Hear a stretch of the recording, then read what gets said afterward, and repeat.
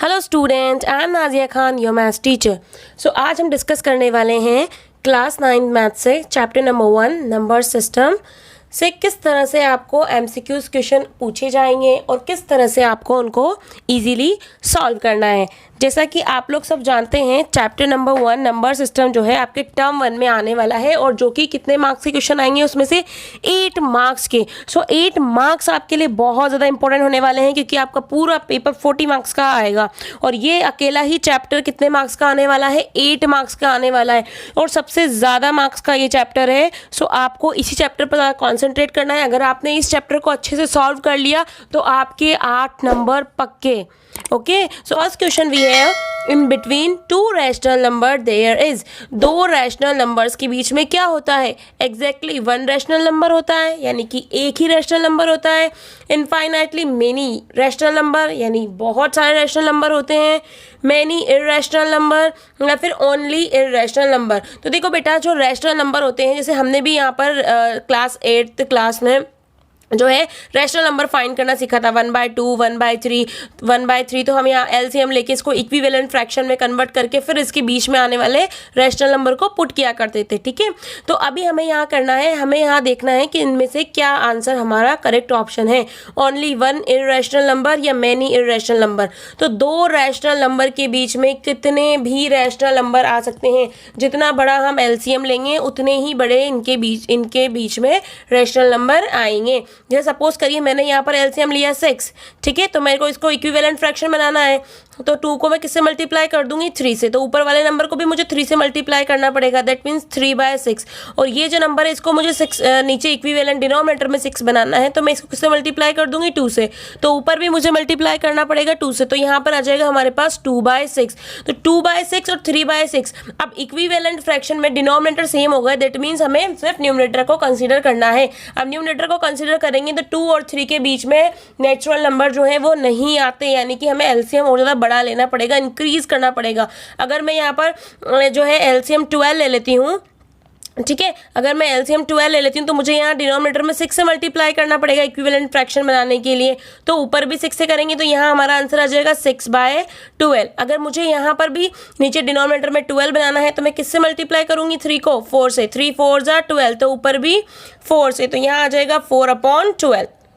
अब देखिए डिनोमिनेटर तो दोनों के सेम है, तो डिनोमिनेटर को हमें कुछ नहीं करना है, सिर्फ हमें न्यूमरेटर पे कंसंट्रेट करना है। 6 और 4 के बीच में क्या आता है? 5। तो इन दोनों नंबर्स के बीच में क्या आ जाएगा? Rational number 5/12। इस तरह से अगर हम एलसीएम जो है इंक्रीज करते जाएंगे, जैसा कि मैंने 12 लिया है, अगर मैं 24 लूँ तो और ज़्यादा इसके बीच में रैशनल नंबर आएंगे। 48 लूँ तो और ज़्यादा इनके बीच में रैशनल नंबर आएंगे। ठीक है, यानी कि इनफाइनाइटली मेनी रैशनल नंबर, इन दो नंबर के बीच में, किसी भी दो नंबर के बीच में बहुत सारे रैशनल नंबर आ जाते हैं, जो कि क्या है? ऑप्शन नंबर बी है। इसलिए हमारा आंसर क्या हो जाएगा बेटा? Option number B. So second question we have, the product of a rational and irrational number is. Rational number suppose करिए आपका 2/3 और मैंने इसको मल्टीप्लाई कर दिया इररेशनल नंबर से। इररेशनल नंबर किनको बोलते हैं? अंडर रूट में आने वाले जितने भी नंबर है वो सारे क्या होते हैं? इररेशनल नंबर है। तो इररेशनल नंबर को अगर मैं इससे मल्टीप्लाई कर दूंगी तो ये खुद भी क्या बन जाएगा? इररेशनल नंबर बन जाएगा। इररेशनल नंबर किसी रैशनल नंबर से मल्टीप्लाई होगा तो वो नंबर भी क्या बन जाएगा? इररेशनल नंबर बन जाएगा। So option number C is our correct answer, always an irrational number. So question number 3 we have, the decimal expansion of an irrational number may be terminating, recurring, either terminating or non-terminating, non-terminating and non-recurring। अब आपको पहले तो ये पता होना चाहिए कि terminating number क्या होता है, नॉन टर्मिनेटिंग क्या होता है, नॉन टर्मिनेटिंग नॉन रिपीटिंग क्या होते हैं। ठीक है, तो जैसा कि हम डिवाइड करते हैं किसी भी नंबर को, सपोज करिए मैंने 2 को डिवाइड किया यहाँ पर 11 से, ठीक है, सॉरी 11 को डिवाइड किया 2 से, तो 5 टाइम डिवाइड होगा ये। ठीक है, यहाँ पर क्या बच जाएगा बेटा? 1 रिमाइंडर बच जाएगा, तो हम पॉइंट लगाकर यहाँ 0 लिख देंगे तो ये अगेन 5 टाइम डिवाइड हो जाएगा। तो इसका जो डिवाइड है वो क्या हो गया बेटा? यहीं पर फिनिश हो गया, खत्म हो गया। इसका मतलब ये नंबर कौन सा हो जाएगा? हमारा टर्मिनेटिंग। ठीक है, जिनके डिवाइड एक नंबर के बाद फिनिश हो जाते हैं उनको क्या बोलते हैं हम टर्मिनेटिंग। और जिनके डिवाइड जो क्या है रिपीट होते रहते हैं, जैसे सपोज करिए मैंने 3 को डिवाइड किया 10 से, ठीक है, तो ये 3 टाइम डिवाइड होगा, 3 3 जा 9, 1 रिमाइंडर पॉइंट लगाकर 0, अगेन 3, फिर यहाँ पर 3 3 जा 9, फिर हम यहाँ पर 0 पुट कर देंगे तो ये 3 3 3 3 3 3 क्या होगा बेटा, चलता ही रहेगा। तो हम इसको ऐसे लिख सकते हैं 3.3 का बार, यानी कि सिर्फ ये नंबर जो है रिपीट हो रहा है, ठीक है। तो इस तरह के नंबर को हम क्या बोलते हैं, नॉन टर्मिनेटिंग। क्या बोलेंगे इन नंबर्स को, non terminating number, non terminating, ठीक है, इन नंबर्स को हम बोलेंगे। अब नॉन टर्मिनेटिंग भी 2 प्रकार के होते हैं, non terminating non repeating and non terminating repeating. तो इसमें देखो नॉन टर्मिनेटिंग जो है, नॉन टर्मिनेटिंग तो है ये, पर इसमें क्या हो रहा है, नंबर्स रिपीट हो रहे हैं। इसका मतलब ये क्या हो जाएगा, non terminating repeating, that means non terminating recurring number हो जाएगा ये, ठीक है। और जिसमें जैसे √2 है, √2 की वैल्यू क्या होती है 1.41473, कंटिन्यू चलती रहती है ये, ठीक है। तो इसमें कोई भी नंबर रिपीट नहीं होता। तो इस तरह के डिवाइड को क्या बोलते हैं हम, नॉन टर्मिनेटिंग नॉन रिपीटिंग, ठीक है। तो अब डेसिमल एक्सपेंशन किसका करना है, इर्रेशनल नंबर का। इर्रेशनल नंबर तो अंडर रूट वाले नंबर होते हैं, और जैसा कि मैंने बताया अंडर रूट में आने वाले नंबर का हमेशा क्या होता है, नॉन टर्मिनेटिंग नॉन रिकरिंग। तो ऑप्शन नंबर डी हमारा क्या हो जाएगा, बिल्कुल करेक्ट आंसर हो जाएगा।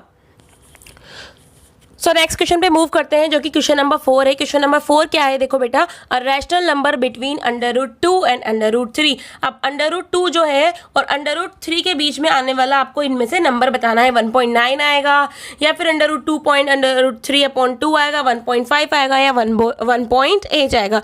तो इसके लिए हमें क्या पता होना चाहिए, √2 और 3 की वैल्यू पता होना चाहिए। अगर हमें वैल्यू पता है तो हम इजीली निकाल पाएंगे, ठीक है।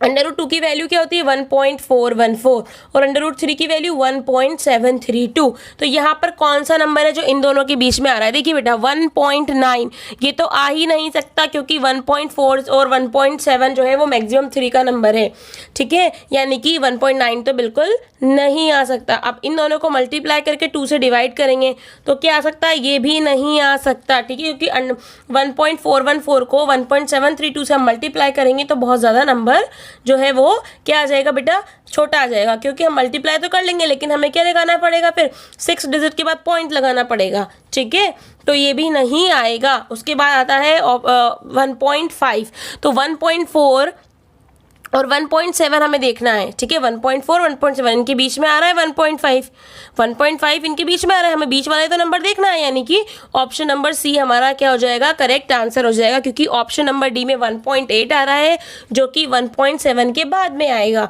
तो वो हमारा आंसर नहीं हो सकता, ठीक है। नेक्स्ट क्वेश्चन भी है, विच of the following is irrational. कौन सा नंबर जो है वो बेटा क्या है, इर्रेशनल नंबर है, √4/9। अब इर्रेशनल तो आपको पता है अंडर रूट वाले नंबर्स तो होते हैं, बट ये तो सारे अंडर रूट है, कैसे पता करेंगे। तो देखिए √4/9 का मतलब है, इस देखो 4 का अंडर रूट हो जाता है कितना 2, 9 का कितना हो जाता है 3, तो ये तो विदाउट क्या हो गया बेटा, बिना अंडर रूट के नंबर बन गया हमारे पास, यानी कि ये तो इर्रेशनल नंबर नहीं होगा, ठीक है। √12 और √3 है, तो √12 को अगर मैं फैक्टर करूँ, जो एलसीएम लेके हम फैक्टर करते हैं, 2 से ये 6 टाइम, 2 से ये 3 टाइम, 3 से 3 1 टाइम, तो इसके फैक्टर क्या आ जाएंगे बेटा 2 × 2 × 3 और √3। अब देखो 2 2 से क्या होता है 4, यानी कि इन दोनों का पेयर बन गया, तो इनमें से मैं एक 2 बाहर ले सकती हूँ, ठीक है, 2 तो बाहर निकल गया।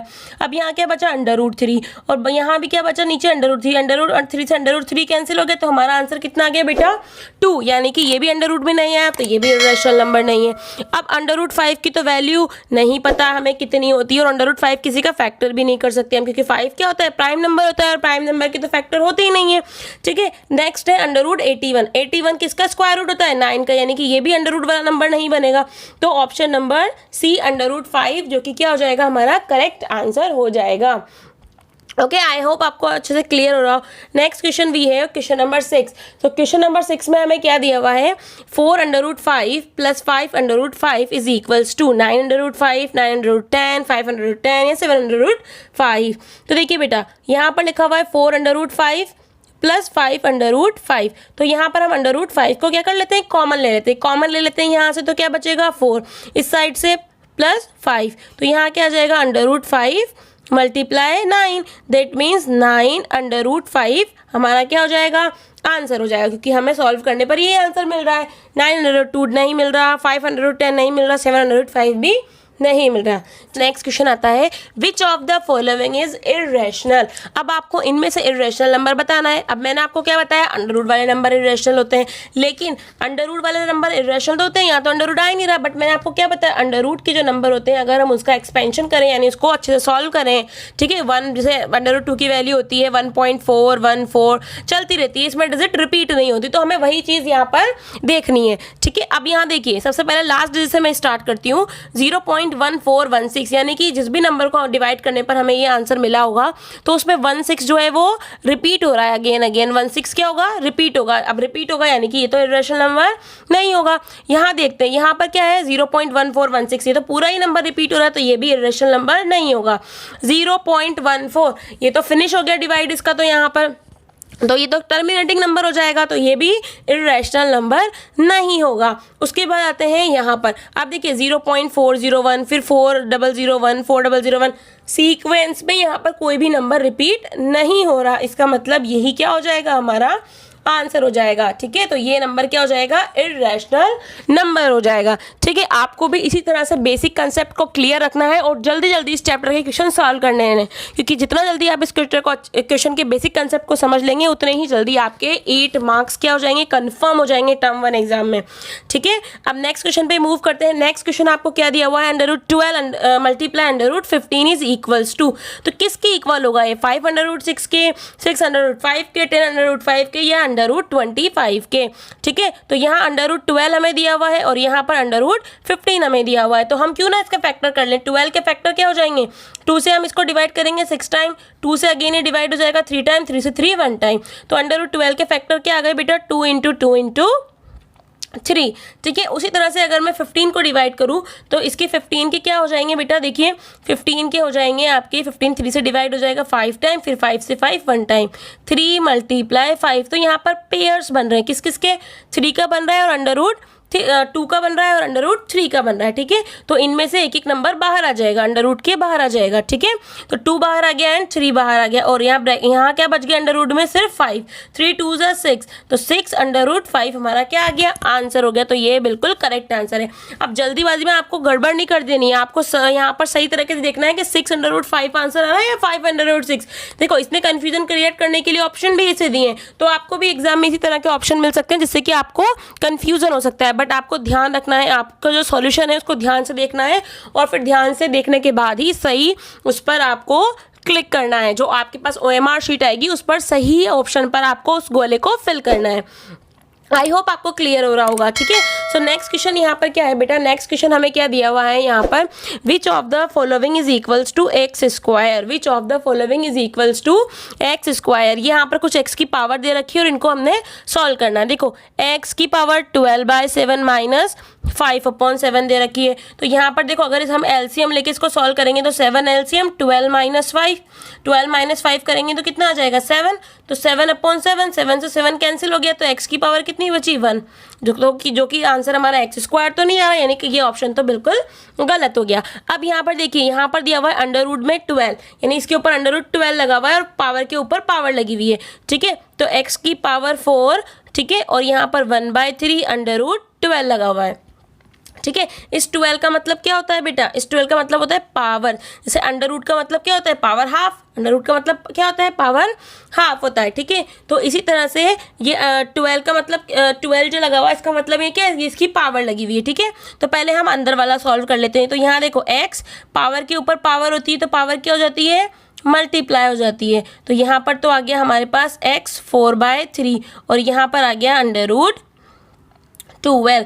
तो अंडर रूट 12 को किस तरह से सॉल्व करेंगे हम, यहाँ पर क्या आ जाएगा बेटा 12 आ जाएगा। अब देखो जैसे अंडर रूट जो होता है उसको हम 1/2 लिखते हैं, वैसे ही इसकी पावर 12 को यहाँ क्या लिख देंगे 4/3 मल्टीप्लाई 1/12। तो 4 से ये कैंसिल हो जाएगा 3 टाइम, 3 3 ज़ा 9, तो x की पावर 9 आ गया, यानी कि ये भी हमारा आंसर नहीं है। अब यहाँ देखते हैं यहाँ क्या लिखा हुआ है आपके पास, अंडर रूट x की पावर 3, इसकी भी पावर 2/3, ठीक है। तो यहाँ पर देखो पावर के ऊपर पावर लगी हुई है, तो x का क्यूब अंडर रूट की जगह मैं क्या लिख सकती हूँ 1/2, क्योंकि पावर क्या है, इसके ऊपर अंडर रूट है ना, अंडर रूट का मतलब क्या होता है 1/2, और उसका यहाँ पर पावर लगी हुई है 2/3, तो ये आपस में क्या हो जाएंगी, ये आपस में मल्टीप्लाई हो जाएंगे। 2 से 2 कैंसिल हो गया, 3 से 3 कैंसिल हो गया, तो यहाँ पर भी x की पावर 1 बच गई, जो कि हमारा आंसर नहीं है। नेक्स्ट हमारे पास है x की पावर 2/4 मल्टीप्लाई x की पावर 6/4, मल्टीप्लाई है, ठीक है, बेस मल्टीप्लाई हो रहे हैं, सेम बेस है, तो पावर क्या हो जाएंगी प्लस, तो x की पावर 2/4 प्लस 6/4,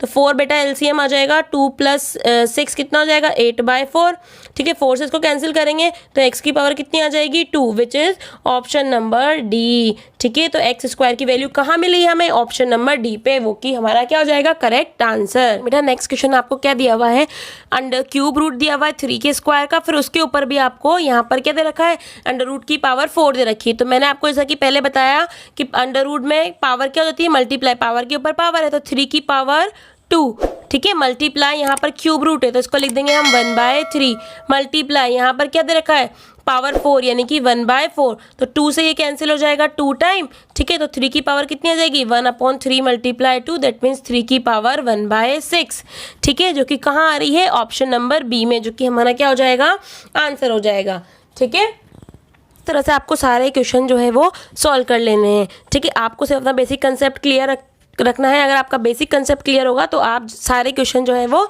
इजीली सॉल्व कर लेंगे, ठीक है। तो इस चैप्टर से रिलेटेड आज हमने क्वेश्चन सॉल्व कर लिए हैं, तो नेक्स्ट वीडियो में हम चैप्टर नंबर जो है 3 से रिलेटेड क्वेश्चन किस तरह से सॉल्व करते हैं वो देखेंगे, ठीक है। Thank you for watching my videos.